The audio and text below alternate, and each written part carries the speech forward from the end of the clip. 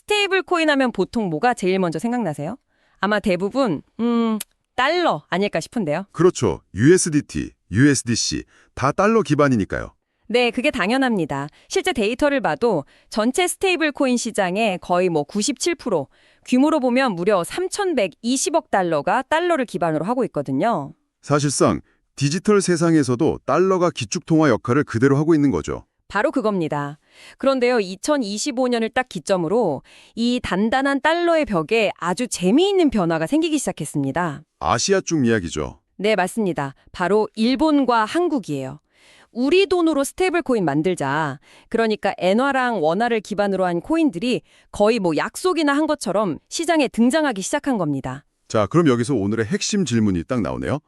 달러 스테이블 코인이 이렇게 시장을 다 쥐고 있는데 왜 일본이랑 한국은 굳이 지금 막대한 돈과 시간을 들여서 엔화 원화 스테이블 코인을 만들려고 하는 걸까? 네. 오늘 저희는 이 움직임이 그냥 유행 따라가는 보여주기식인지 아니면 정말 2026년 이후에 아시아 금융시장의 판을 바꿀 만한 진짜 기회가 될 건지 그 속을 한번 깊게 파헤쳐 보겠습니다. 좋습니다.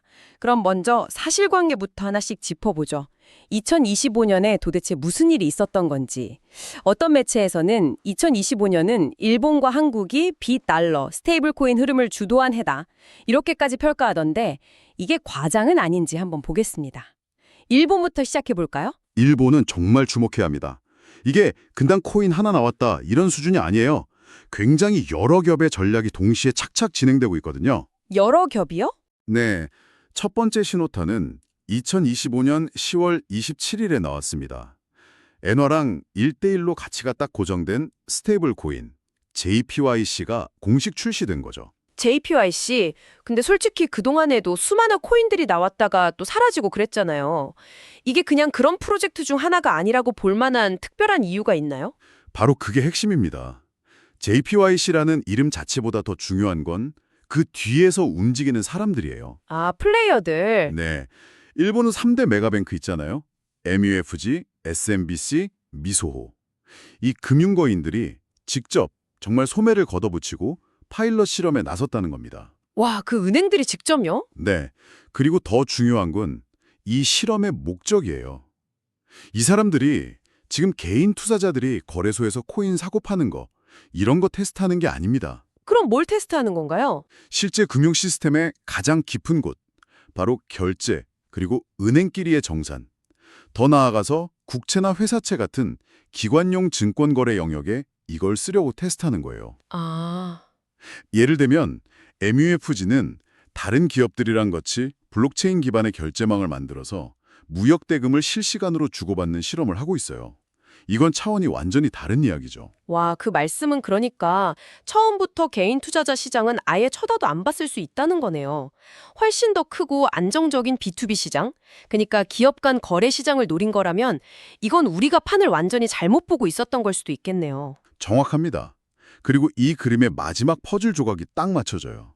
바로 일본 금융당국의 태도입니다. 정부가 어떻게 나왔는데요? 결제법을 바꾸면서 스테이블 코인은 은행이나 신탁회사가 발행해야 한다. 이렇게 딱 정해주면서 제도적으로 판을 깔아주는 신호를 계속 보내고 있거든요. 그렇군요. 정리하자면 일본은 첫째, JPYC라는 상징적인 토큰이 등장했고, 둘째, 거대 은행들이 B2B 실사용 테스트를 시작했고, 셋째, 당국이 제도적으로 지원하는 이 세 박자가 딱 맞아떨어지고 있는 겁니다. 이건 우연이 아니죠. 잘 짜인 전략이라고 봐야 합니다. 이야, 일본 상황이 정말 입체적으로 그려지네요. 거대 은행이랑 정부가 한 방향을 보고 움직인다. 자, 그럼 한국은 어떤가요? 한국도 2025년에 원화 스테이블 코인 움직임이 꽤 있었죠? 네, 한국도 분위기가 아주 뜨거웠습니다. BDASC라는 곳에서 발행한 KRW1이 2025년 9월쯤에 출시 소식을 알렸는데 여기는 특히 해외 노동자들이 자기 나라로 돈 보내는 거 있잖아요. 글로벌 송금 시장을 목표로 한다고 했고요. KRWQ 같은 다른 프로젝트들도 있었죠. 네. 하지만 시장에 훨씬 더 강력한 신호를 준 사건은 다들 아시겠지만 따로 있었죠. 역시 카카오뱅크 이야기군요. 인터넷은행 대표 주자인 카카오뱅크가 원화 스테이블 코인 개발 시작했다 이 보도 나왔을 때 시장이 꽤 놀랐어요. 맞습니다. 근데 왜 카카오뱅크의 참여가 그렇게 중요한 신호일까요? 아직 개발 중일 뿐인데도? 글쎄요. 아무래도 사용자가 많아서 그런 거 아닐까요? 바로 그겁니다. 유통 채널을 처음부터 확보할 수 있다는 점이에요. 한번 생각해 보세요. 아무리 기술이 좋고 안정적인 코인을 만들어도 이걸 써줄 사람이랑 이걸 받아줄 가게가 없으면 그냥 아무 소용없는 거잖아요. 그렇죠. 기술은 있는데 쓸 데가 없는 그들만의 리그가 되는 경우가 너무 많았죠. 그런데 카카오뱅크 같은 거대 플랫폼이 직접 뛰어든다는 건요. 기술 개발이랑 동시에 수천만 명이 쓰는 앱, 그 안에 있는 지갑, 그리고 카카오페이랑 연결될 수많은 가맹점, 이 거대한 유통망이 처음부터 깔릴 수 있다는 걸 의미합니다. 이건 기존의 작은 프로젝트들이랑은 출발선부터가 다른 거죠. 아, 그래서 시장의 판도를 바꿀 잠재력이 있다고 평가받는 거고요. 정말 흥미롭네요. 정리를 해보면 일본의 메가뱅크는 B2B, 그러니까 기관들 사이에 보이지 않는 인프라를 공략하고 한국의 카카오뱅크는 B2C, 대규모 사용자를 기반으로 한 실생활 결제 채널을 공략하는 그림이네요. 네, 접근법은 좀 다르지만 목표는 같아 보이죠. 자, 그런데 듣다 보니까 이런 생각이 들어요. 그래서 이걸로 실제로 뭘 얼마나 하고 있냐는 거죠. 코인 시장에서는 항상 출시 예정, 개발 착수 이런 뉴스는 정말 넘쳐나잖아요. 그렇죠. 어떤 비판적인 보고서를 보니까 이 모든 움직임이 아직은 실질적인 사용량을 만들기보다는 미래 시장을 선점하려고 그냥 깃발 꽂는 수준이다. 이렇게 지적하던데 이 지적 꽤 날카롭거든요. 네, 그게 바로 핵심을 찌르는 질문입니다. 그리고 그 비판이 왜 설득력이 있는지부터 우리가 이해해야 해요. 어떤 점에서요? 자, 스테이블 코인의 본질이 뭔가요? 그냥 디지털 돈이잖아요. 그럼 현실 세계에서 국제 무역이나 금융 거래의 90% 이상이 어떤 돈으로 이루어지죠? 당연히 달러죠. 맞습니다. 그 막강한 힘이 디지털 세상이라고 없어지지 않아요. USDT나 USDC가 시장을 장악한 건 그 기술이 특별히 뛰어나서가 아니라 그냥 그들이 달러라는 이름표를 달고 있기 때문이에요. 아, 그러니 엔화나 원화 스테이블 코인이 우리도 거래소에서 달러 코인처럼 쓰이겠다 하고 덤비는 건 사실상 처음부터 이기기 힘든 싸움을 하는 거랑 똑같습니다. 싸움의 무대 자체가 잘못된 거죠. 오, 잠깐만요. 그럼 우리가 보통 생각하는 거래소에서 투자자들이 사고 파는 그런 코인으로서의 경쟁이 아니라는 말씀이신가요? 바로 그겁니다. 그건 이길 수 없는 싸움이에요. 진짜 목표, 이들이 진짜 노리는 승부처는 완전히 다른 곳에 있습니다. 다른 곳이요? 네. 비유를 하자면 화려한 자동차 경주에 나가는 게 아니고요. 도시 전체의 교통 시스템, 그러니까 눈에 잘 보이지 않는 도로랑 신호등 체계를 새로 까는 작업에 가깝습니다. 바로 결제 및 정산 인프라 영역입니다. 결제와 정산 인프라라? 조금 더 구체적으로 설명해 주실 수 있을까요? 지금 우리가 쓰는 시스템이 뭐 그렇게 불편한가요? 좋은 질문입니다. 예를 한번 들어볼게요. 만약에 한국에서 작은 쇼핑몰을 하는데 일본 공장에서 원단을 수입한다고 생각해 보세요. 지금 시스템에서 돈을 엔화로 보내려면 어떻게 하죠? 은행 가서 해외 송금 신청하고 서류 쓰고 복잡하죠? 네. 그 돈이 한국은행, 그리고 중개은행, 그리고 일본은행을 거치면서 최소 이틀, 사흘이 걸리고 그 과정에서 환전 수수료, 중개 수수료, 받는 수수료, 수수료가 계속 붙죠.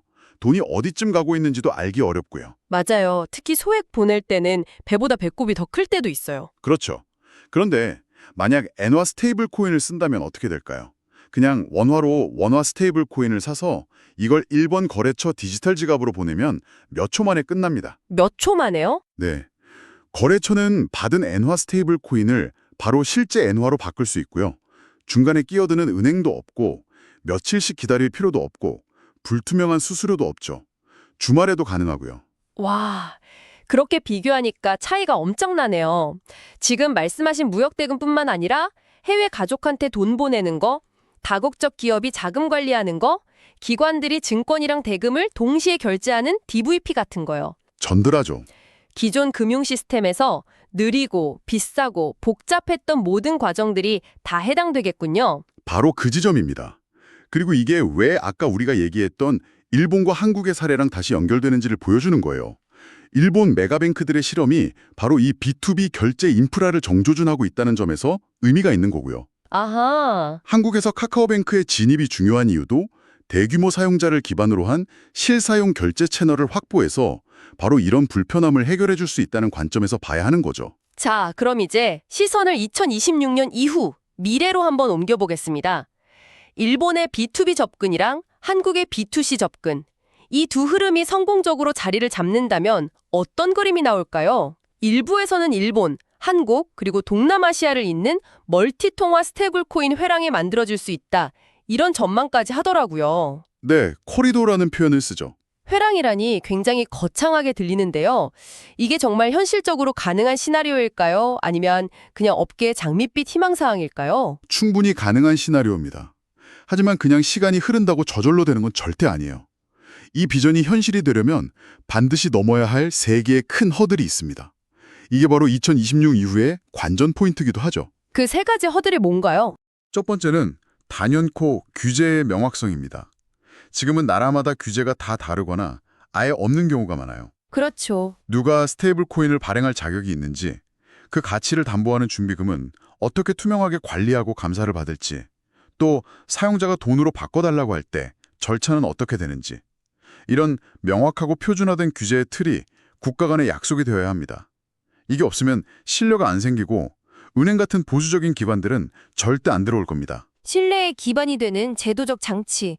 두 번째 허들은 뭔가요? 두 번째는 충분한 유동성의 확보입니다. 비유하자면 아무리 좋은 고속도로를 깔아도 차가 드나들 수 있는 나들목, IC가 없거나 꽉 막혀 있으면 소용없잖아요. 그렇죠. 여기서 나들목 역할을 하는 게 바로 온 오프램프입니다. 사용자가 원할 때 언제든지, 그리고 아주 큰 돈도 스테이블 코인을 현금으로, 현금을 스테이블 코인으로 바꿀 수 있는 창고가 안정적으로 있어야 한다는 뜻이에요. 내가 가진 디지털 엔화 100억 원을 실제 엔화로 바꾸고 싶을 때 시장이 출렁거리지 않고 그걸 다 받아줄 수 있어야 하는 거죠. 알겠습니다. 마지막 세 번째 허들은요? 핵심 채택자, 즉 앵커의 존재입니다. 아무리 좋은 시스템도 처음에는 아무도 안 쓰면 실패하잖아요. 네트워크 효과가 안 생기니까요. 그렇죠. 첫 사용자가 중요하죠. 그래서 처음부터 이 시스템을 대규모로 써줄 첫 번째 펭귄이 반드시 필요합니다. 아까 말한 일본의 메가뱅크, 한국의 카카오뱅크 같은 대형 은행이나 플랫폼, 아니면 큰 무역회사나 송금업체 같은 앵커들이 초기 사용량을 만들어줘야 다른 작은 참여자들이 아, 저기 써도 안전하구나, 이득이 있구나 하고 따라서 들어오게 되는 거죠. 정리해보면 국가 간의 통일된 규칙, 즉 규제, 돈이 막힘없이 드나드는 통로, 유동성, 그리고 먼저 길을 열어줄 선발대, 앵커, 이 세 가지가 다 갖춰져야 한다는 거군요. 네, 이 세 가지 조건이 모두 충족될 때 비로소 엔화나 원화 같은 비달러 스테이블 코인은 그냥 투기 자산이 아니라 아시아 결제 시스템을 혁신하는 핵심 부품으로서의 역할을 할 수 있게 될 겁니다. 오늘 정말 흥미로운 흐름을 짚어봤는데요.